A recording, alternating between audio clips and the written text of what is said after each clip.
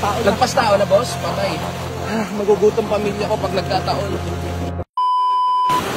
So, ito na yung sitwasyon sa amin ngayon dito, guys. Sobrang lakas ng ulan. Tapos baha na rito sa may bungad. Yung mga sasakyan, doon na nila nilagay. Tignan nga natin.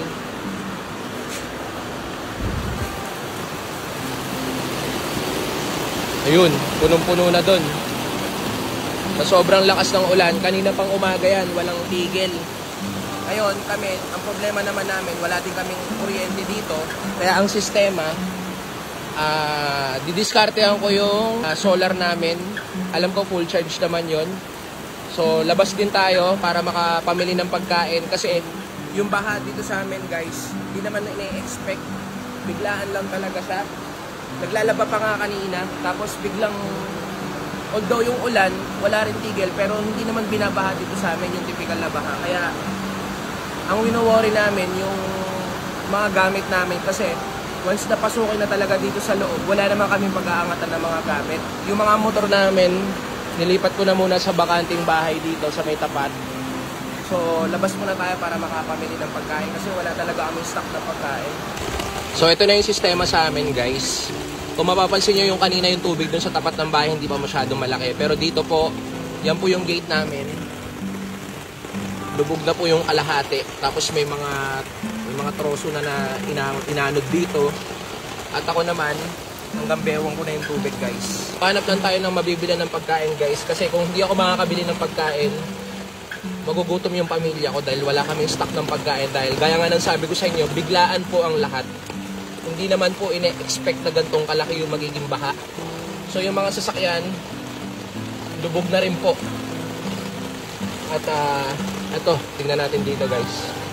Ayun o, yung sasakyan na pula, wala na, nilubog na talaga, guys. Boss, okay lang kayo dyan? Hanap lang tayo mga kainan. Ayun, si kuya lumalangoy na. Diyos ko po, hanggang leeg na niya. Lagpas leeg na yata dun sa dulo. Napakalamig pa.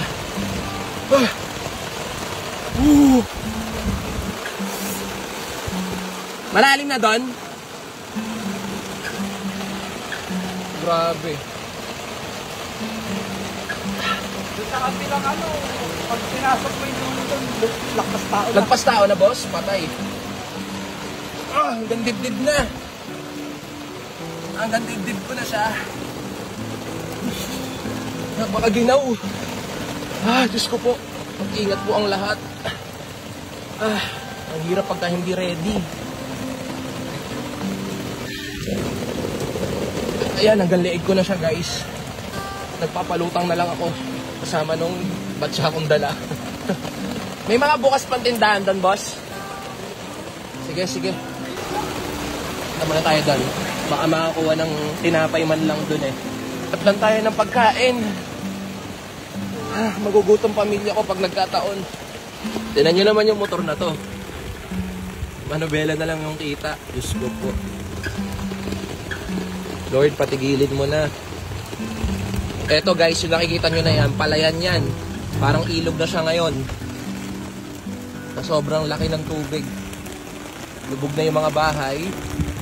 Kung makikita nyo, halos bubong na lang po guys yung nakikita. So, bili naman tayo ng ulam. May nabili na tayong pandesal. Mga tinapay. Tignan nyo, ganun kalakas pa rin ang ulan, no? Walang tigil. Gusto po. Grabe. Hanggang leeg na. Gusto po. Ito guys, wala na. Lubog na guys. Sobrang lakas pa ng ulan. Walang tigil. Bibili pa tayong ulam guys. Saka bigas. Kahit 5 kilo lang. Check natin kung bukas yung 7-Eleven.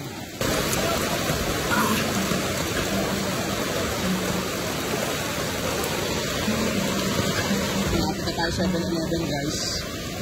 Kaso mukhang sarado din eh. Sarado din eh. 7-Eleven. Ay, grabe nangyari sa mga motor guys, oh. Ito, nag-a-alarm na.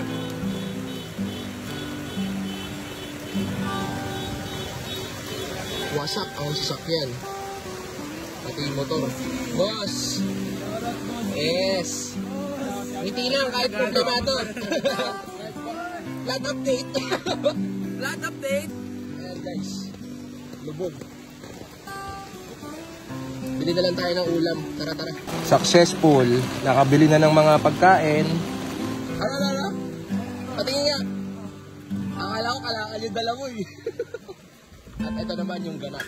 Dito sa aming kabilang subdivision. Hanggang Bewang. Uwi na tayo kasi mag-alauna na. Alauna na ba? Oo, tama. Menos 5 para alauna. Wala pa kami tanghalian. Kaya, diretso na tayo sa bahay. So, ingat kayong lahat. Let's go. Idol! Para lang tayo naglalaro eh, no? Pero grabe na yung sitwasyon. Ayan. Grabe, boss. Sobrang ano. Ngayon nga lang nangyari talaga. Kaya, ingat kayong lahat, guys. Hanggang dito na lang. Let's go.